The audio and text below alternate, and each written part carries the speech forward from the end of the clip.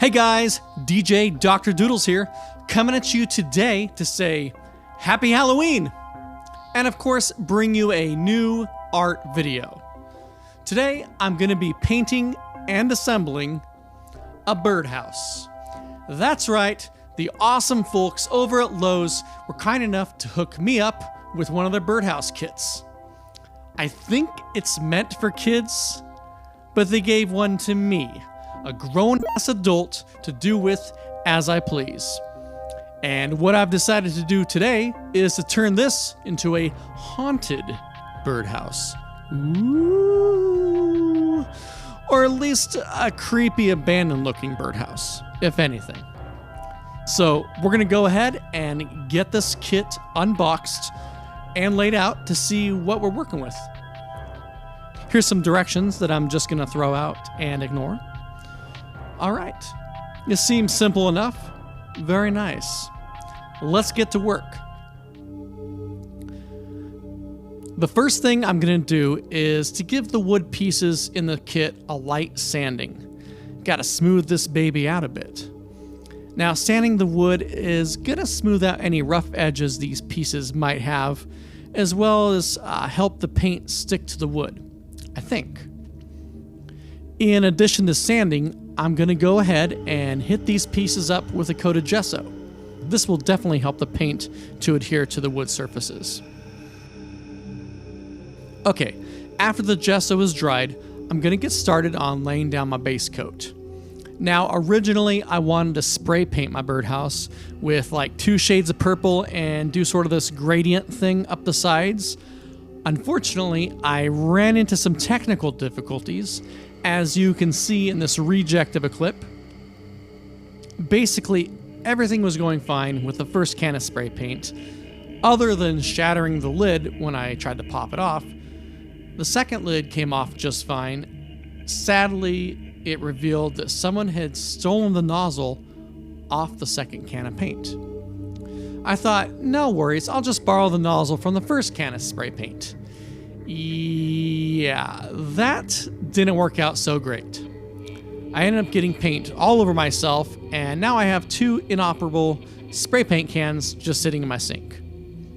So here I am, painting with some acrylic paint, trying to cover up that spray can disaster. For my base coats, I decided to go with like purple, or more of a lavender, I should say. Black, of course, and then some seafoam green for the bottom. I guess to represent the grass or whatever. I don't know. I just like the way the pastel colors look together, so that's what I picked out. Once my base coats were dry, it was time to sketch out the details that I wanted to include on the outside of my spooky birdhouse. Lately, I've been kind of messing around with more of a doodle cartoon style, and anyone following me on Instagram has probably seen the doodle demons I've been experimenting with. So, what I decided to do is put some of those characters on the sidewalls of the birdhouse to sort of look, I don't know, maybe like some sweet graffiti art that someone threw up on this abandoned old house. And for that, I'm gonna turn to my trusty Posca paint pens. Shake, shake, shake. Gotta shake these pens up really good before you use them. I'm gonna start by painting on the front door, which I'll come back to later to try to help blend it in with the theme of the house a little more. I know this orange is a bit bright, but I really wanted to bring out more of the Halloween theme to my color scheme here. I really love the ease of how I can lay down my paints with these markers. Though I do wish I had a wider variety of color tones so that I could do a little bit more shading. But hey, what are you gonna do? The functionality of these pens alone can help me forget all about that.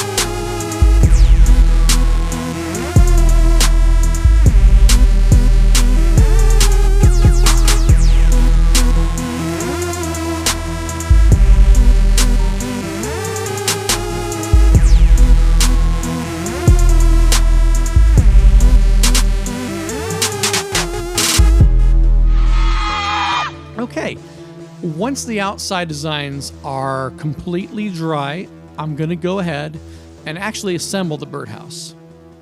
The kit comes with pre-drilled holes on the wood panels to make hammering these nails in a cinch.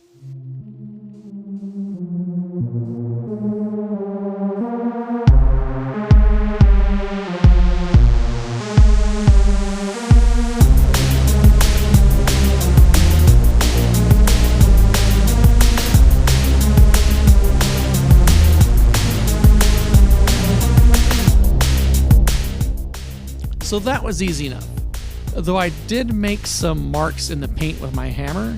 So what I'm going to do is go back over with my base colors and touch those spots up. I would also like to conceal those nails that I'm looking at here. So looks like there are some other spots I missed on the roof that I need to go back over as well. One thing I wanted to try was to make the art on the exterior of the building look weathered, like old, you know? So I bought some crackle off of Amazon to lay over the demon doodles to see if I couldn't give it that look. Now the directions say you just apply it over your paint and wait for a few hours for it to dry, and then it's supposed to crack. But I actually gave it a full 24 hours before I moved on to the next step. While I'm waiting for the crackle to dry thoroughly, I decided that this old house needed some mossy growth on the exterior of the house. I wanted to have some sort of like vine or bush, something creepy growing up the back side of the birdhouse, which I used some Elmer's glue and a little bit of this hobby flocking to create.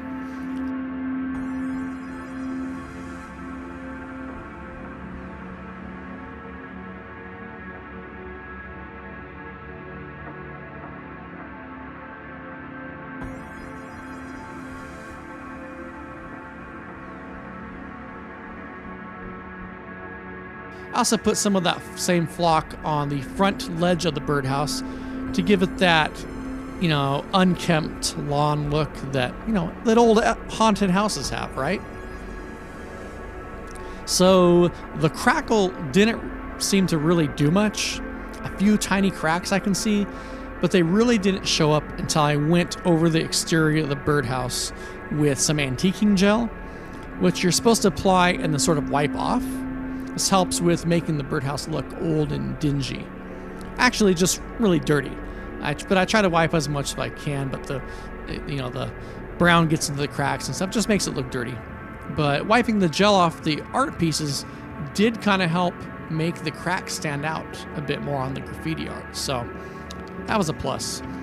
I also used the antiquing gel to darken the plant growth on the back of the house, as well as that front lawn to kind of give it a rotten dead look. I think that came out pretty cool. After all that antiquing gel dried, I thought, you know what else this house needs? More moss! Let's cover the roof with moss because this house has not been kept up in years, maybe decades even. So using more Elmer's glue and a paintbrush, I laid down a thin layer to help the flocking stick to the roof. I purchased this grassy stuff from Michael's, I think in the model train section, or maybe it was for like miniature villages. Not really sure.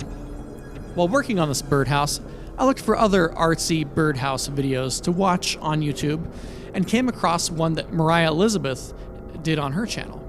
Now, if you're familiar with her channel, you know she likes to do a lot of the cute food, sweets themed art, which personally I really enjoy watching her videos. So shout out to Mariah Elizabeth. I highly doubt she'll ever see this video, but anyways, you're an inspiration. Anyway, in her birdhouse video, she used fabric paint to create a frosting look on top of her birdhouse chimney, and it got me thinking about using that same technique to make slime. So I ordered up some green glow-in-the-dark fabric paint off Amazon and set to work on adding some slime oozing from the cracks in the entrance to my haunted birdhouse. Now you really know that there is some evil lurking in there. So many ghosts, the ectoplasm is literally oozing out of the seams of the house.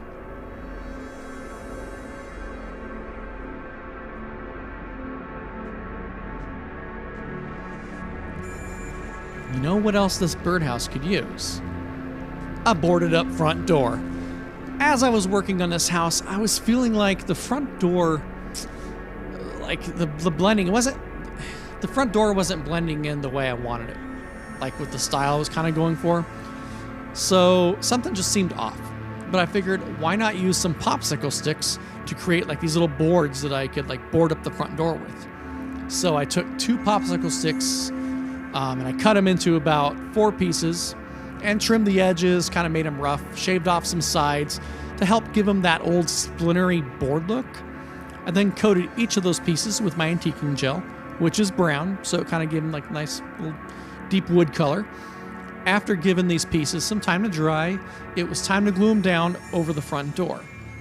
Now I ended up using Gorilla Glue, which doesn't really dry that clear and tends to foam up. So I actually had to use, I had to keep pressure on the board, so I flipped it over and put some weight on the back of it. I then needed to use an X-Acto knife to trim away and kind of clean up the excess glue that had kind of squished out the sides.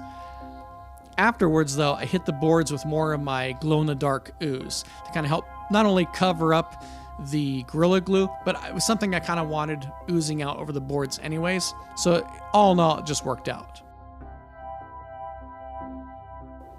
And voila, there you have it. My haunted Halloween birdhouse. Fit for any undead bird. So what do you think?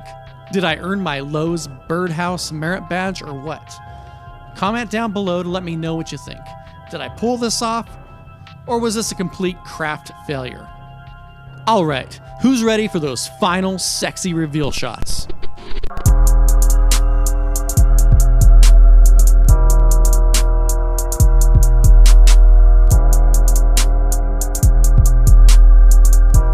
Thanks for sticking around until the end, guys.